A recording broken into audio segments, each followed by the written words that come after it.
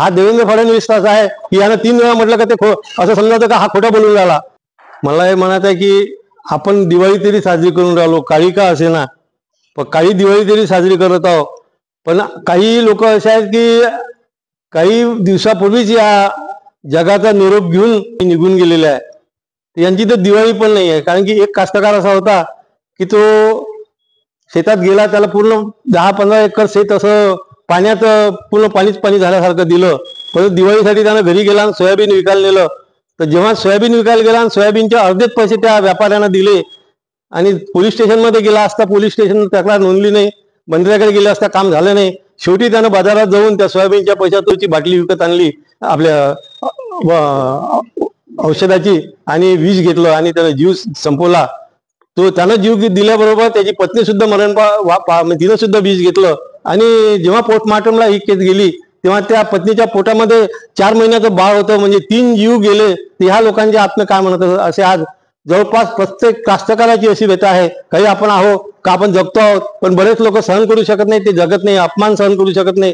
तर आजची जी परिस्थिती या सरकारने आणून टाकलेली आहे, स्पष्टपणे आपल्या जाहीरनाम्यामध्ये आश्वासन दिलं होतं की आम्ही कर्जमाफी करू।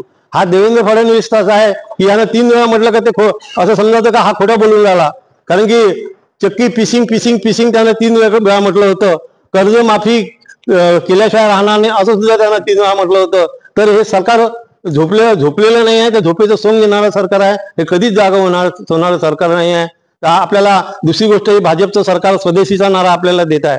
स्वदेशीचा नारा हा फक्त शेतमालासाठी का लागू नये बा, म्हणजे आपला माल जेव्हा निघतो त्यावेळेस परदेशातून शेतमाल आयात केला जातो, तर हे फार मोठी गोष्ट आहे की स्वदेशी पाहिजे। तर शेतकऱ्याला शेतमालाला सुद्धा हे स्वदेशीचंच धोरण लावलं पाहिजे। ते शेतकऱ्याची ताकद आहे की तुम्हाला जे कमी पडत असेल ते आज त्यांनी सांगावं की आम्हाला इतके क्विंटल हे पाहिजे, तर शेतकरी पिकवल्याशिवाय राहणार नाही, अशी परिस्थिती आहे। ते सगळे धोरण अशा पद्धतीने जास्त बोलण्यात अर्थ नाही, कारण की भाषणं खूप झालेले आहेत, मुद्देसूद सुद्धा बोललेले आहे, परंतु हे जे भाषण काम होणार नाही, कारण की हे सब लातों के भूत है, बातों से नहीं मानेंगे। इनको अभी जैसा बोला गया है ऐसा ज्याला मैदान में लेके यांना तुडवल्याशिवाय आपला काही मार्ग निघणार नाही, यांच्या खुर्च्या खाली फटाके फोडल्याशिवाय काही होणार नाही। तर यासाठी आपण सर्वांनी पुढच्या आक्रमक धोरणासाठी आपण तयार राहिलं पाहिजे। नुसतं एवढंच नाही तर आपल्या गावांमध्ये शेतकरी आहे, ते स्वतः शेतकरी सुद्धा आज शेतकरी राहिलेला नाही, आपले शेतकरी विभागले गेलेले आहेत। कोणी तेली आहे, कोणी माळी आहे, कोणी कुणबी आहे, कोणी धनगर आहे। तर शेतकरी म्हणून आपण केव्हा जगणार आहोत? आपण शेतकरी आहोत, आपला धंदा शेतकरी आहे, याची जागृती सुद्धा लोकांमध्ये होणं आवश्यक आहे।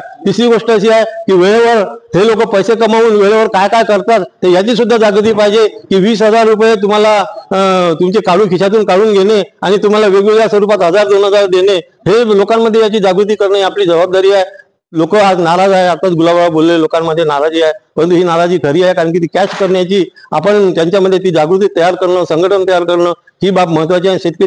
शेतकरी म्हणून जोपर्यंत पुढे येत नाही, तर उद्या जर खरोखर सर्व शेतकऱ्यांनी रुमणे हाती घेतले आणि जागोजागी जर आपले रुमणे दाखवण्यास सुरुवात केली, तर मात्र या सरकारला पळता भुई थोडी झाल्याशिवाय राहणार नाही, असं माझं मत आहे। तर मी अधिक काही बोलणार नाही, आपण सर्वांनी जागृत व्हावे, शेतकरी म्हणून जागृत व्हावं, शेतकऱ्यांना जागृत करावे, शेतकरी या विषयावर एकत्र राहावे, अशी मी आपल्या सर्वांना विनंती करतो।